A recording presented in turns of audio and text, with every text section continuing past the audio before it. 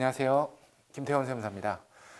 요즘 코로나로 인해서 많은 사업자분들이 어려움을 겪고 있는데요. 국세청에서도 이런 사업자들의 어려운 점을 이제 생각을 해서 여러 가지 세정 지원들을 하고 있습니다. 근데 어차피 국세청에서 세정 지원을 하는 것은 법의 테두리 내에서만 하게 되는데요. 가장 근본적으로는 세법이 개정이 돼야만 여러 가지 확실한 실질적인 지원을 할 수 있게 되죠. 그래서 지난 3월 23일 날 코로나 관련된 어려움을 겪고 있는 사업장들을 지원하기 위한 실질적인 세액 공제나 감면 같은 제도들이 이제 세법이 이제 조세특례 제한법 개정을 통해서 이루어졌고요. 그 이후에 시행령 개정이 이제 4월 14일 날 확정이 되고 지금 현재 시행 규칙까지 나와 있어서 관련된 내용이 다 좀 정비가 되었다 이렇게 볼 수 있습니다. 그래서 이때 나왔었던 이제 세정 지원을 할 수 있는 세액 공제나 감면 여러 가지 지원 제도 요것들을 한번 알아볼 텐데요.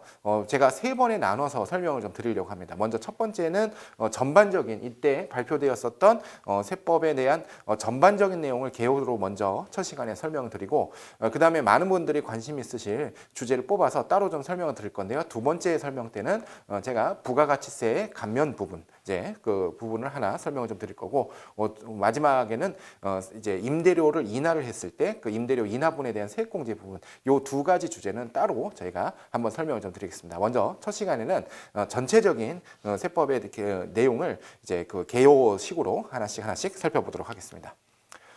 먼저 첫 번째. 이제 이거는 이제 그 중소기업에 대해서 또는 중소기업이나 소기업에 대해서 중소기업 특별세액 감면을 2배 정도로 이렇게 지원을 해주는 부분인데요. 이 부분은 감염병 특별 재난지역, 즉 재난지역이라면 현재 대구 지역이나 그 경북의 일부 지역이 될 텐데요. 이 특별 재난지역으로 선포가 되어 있는 요 지역에 한해서만 적용을 해주는 그런 제도입니다. 그래서 이건 좀 적용 범위가 좁긴 하지만 이 지역에 해당되시는 분들이라고 한다면은 이런 이제 세액 감면 제도를 적용받으면 좋겠는데요. 보통 일반적으로는 저희가 중소기업 특별세액 감면은 업종에 따라서 15%부터 30%까지 적용을 받는데 여기다가 곱하기 2배를 해주는 거죠. 감면율을. 그래서 2배가 되면은 이제 15% 받던 법인들은 30%로 올라가는 거고 30% 받던 이제 소기업들 같은 경우는 60%까지 올라가서 중소기업 특별세액 감면을 상당히 많이 받게 되는 그런 내용들을 생각하시면 좋겠습니다. 그런데 이제 이 부분에서는 원래 이제 우리가 중소기업 특별세액 감면을 받으려면은 이제 기존에 있었던 조세특례제한법에 있는 이제 중소기업 특별세액 감면은 감면 대상 업종이 열거가 돼 있어요. 그런데 요 지금 특별히 나온 요 제도 같은 경우는 네거티브 방식, 즉 안 되는 업종을 몇 개를 열거를 해놓고 이것 빼고는 전부 다 적용이 될 수 있도록 해줘서 사실상 굉장히 많은 사업자들이 요 감면을 받을 수 있게 됩니다. 물론 지역은 계속해서 보셔야겠지만 대구, 경산, 봉화, 청도 지역에 있는 개인법인 사업자가 되겠습니다. 배제 업종은 부동산 임대나 공급업, 사행시설, 도박이나 이런 시설이 되겠죠. 변호사, 회계사 등 전문직 서비스업, 세무사도 어려운데 사실 왜 안 해줬는지 모르겠네요. 어쨌든 빼주고 금융보험업, 그다음 블록체인이라든지 이런 거, 암호화폐 이런 부분들은 이제 감면이 되지 않는다. 요거까지 생각을 해주시면 좋겠습니다.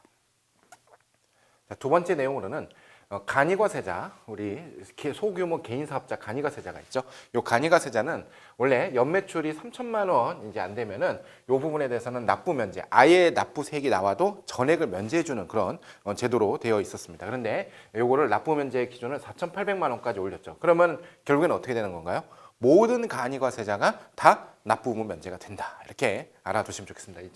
이 점을 보셔서 2020년에 한시적으로는 간이과세자는 전부 다 납부의무가 면제되었다. 이렇게 좀 보시는 이 제도까지 좀 살펴봤고요. 그럼 간이과세자가 아닌 일반과세자는 어떻게 되느냐? 우리 일반 개인 사업자에 대해서도 이 세금을 간이과세자 수준으로 낮춰줍니다. 8천만 원 이하고요. 이게 연 매출, 공급, 부가가치세를 제외한 공급가액 기준으로 8천만 원 이하인 납세자에게 이 제도를 적용하는데 그러다 보니까 실질적으로 이제 8천만 원이면은 우리가 1년에 일반과세자는 2번 신고하죠. 그래서 한 번 신고할 때마다 4천만 원 이하가 되면은 이게 이 제도를 적용받을 수 있다. 이렇게 보시면 좋겠고 20년 말까지니까 이번 이제 신고하게 되는 2020년 1기 그리고 2기 확정 신고 둘 다에 이제 부가세 신고 때 적용이 되는 거다라고 좀 보시면 좋겠습니다. 여기 원래 2020년 3월 23일 날 그때 완전 확정 발표가 나기 전까지 개정 전에는 원래는 이거를 2021년까지 2년으로 하려고 했는데 그냥 현재 1년 올해 말까지만 적용해 주는 거 2020년까지만 적용해 주는 것으로 이제 되어 있고요. 대신에 기준 금액이 원래 이게 6천만 원이었는데 8천만 원까지 올라가서 이건 안 보셔도 됩니다. 기존에 6천만 원으로 정부안이 나왔지만은 최종 협의 과정에서 8천만 원으로 올라가서 현재는 더 많은 사업자가 적용받을 수 있게 되었고요. 요때 이 구체적으로 이제 보면은 일반과세자지만 간이과세자는 우리가 부가가치세를 어떻게 계산하나요? 간이과세자는 매입세액을 빼는 게 아니라 공급대가에다가 부가율을 곱해서 업종별 부가율을 곱해서 세액을 구하기 때문에 실제로 납부세액이 굉장히 낮아지거든요. 그래서 그 수준으로 비슷하게 계산이 되도록 이 제도가 바뀌어 있습니다. 이때 구체적으로 요건은 어떻게 되는지 계산 방법 어떻게 되는지는 다음번 강의 때 제가 자세히 좀 설명을 드리기로 하고요. 일단은 현재 이런 제도가 생겼다는 거. 일반 사업들, 일반 과세자인 개인 사업자에 대해서 연매출 8천만 원 이하일 때 그런 방식으로 계산을 하게 된다. 구체적인 내용은 계산 방법은 조금 이따 다음 강의 때 설명을 좀 드리도록 하겠습니다. 자, 그다음에 이 부분도 저희 거래처 사장님들도 굉장히 많이 문의를 주시는 건데요. 이제 그 임대료를 인하해줬다. 부동산 임대업자가 지금 이제 그 사업이 안 되는 우리 세입자들을 위해서 임대료를 인하를 해주면은 그 인하한 임대료의 50%가 이제 법인세 소득에서 세액공제가 적용됩니다. 어마어마한 제도예요. 실제로 그 임대료를 인하를 했을 때 50%가 세액공제가 된다는 얘기는 결국에는 임대료 인하액의 절반을 국가가 부담해주겠다라고 하는 것과 동일한 내용이고요. 보통 우리 부동산 임대업 같은 경우는 거의 조세특례제한법상 공제나 감면이 적용되는 게 거의 없습니다. 그런데 지금 이거 같은 경우는 특별히 부동산 임대업자를 위해서 나온 제도지만 부동산 임대업자에게 이런 걸 통해서 자발적으로 임대료 인하를 이제 유도해서 결국에는 절반만큼 세액공제를 받고 이제 감면을 이제 그 임대료가 감면이 되니까 결국엔 최종적으로는 이제 그 세입자들, 그 자영업자들에게 좀 혜택이 돌아갈 수 있도록 만들어진 제도라고 좀 보시면 좋겠습니다.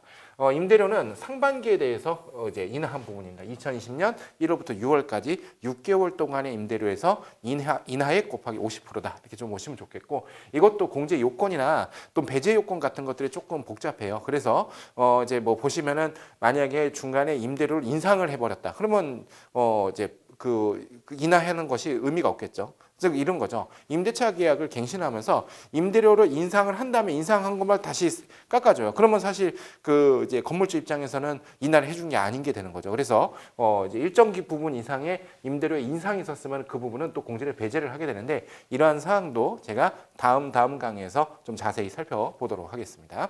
자, 임대료 인하 세액 공제가 있었고요. 이건 참고로 보시면 좋겠습니다. 승용차 구입할 때 이제 개별 소비세가 인하되기 때문에 승용차의 최종 소비자 가격이 떨어지게 되겠죠. 그래서 요거는 이제 차량 구매를 생각하시는 분들이 좀 보시면 좋으시겠고요. 자, 그다음에 이거는 근로소득자들에게 또 상당히 많이 도움이 되는 그런 제도죠. 우리 3월부터 6월까지의 체크카드나 신용카드를 사용하면 역시 소득공제율 자체가 2배로 올라갑니다. 그래서 원래 신용카드는 15%였는데 30%까지 올라가게 되고 체크카드나 현금영수는 30%인데 60%. 이러니까 굉장히 커 보이네요. 30%할 때는 그렇게 크게 감동이 없었는데 60% 하니까 엄청나게 큰 느낌이 들죠. 그리고 전통시장 대중교통도 40%에서 80%까지면 굉장히 많이 올라가게 됩니다.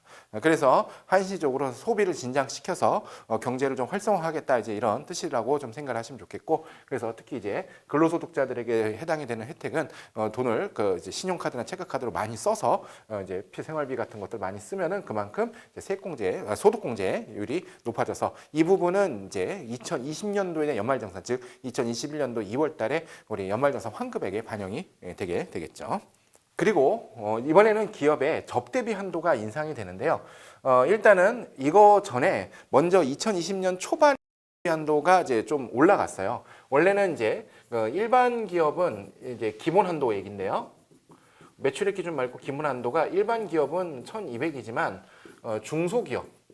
중소기업의 원래 기본 한도가 2,400이었는데 요게 이제 개정이 돼서 지금 현재 3,600으로 올라 있거든요. 요 그 3,600으로 개정된 게 2020년 1월에 이미 한번 개정이 있었는데 거기에다가 플러스 지금은 여기 지금 보는 매출액 기준 한도, 매출액이 높아지면 한도율을 곱하게 되어 있는 이 부분이 또 이제 상향이 되는 건데 현행 0.3%부터 이제 0.2, 0.03 되어 있는데 여기 0.35 좀 더 올려주고요. 여기도 0.25, 그래서 0.06.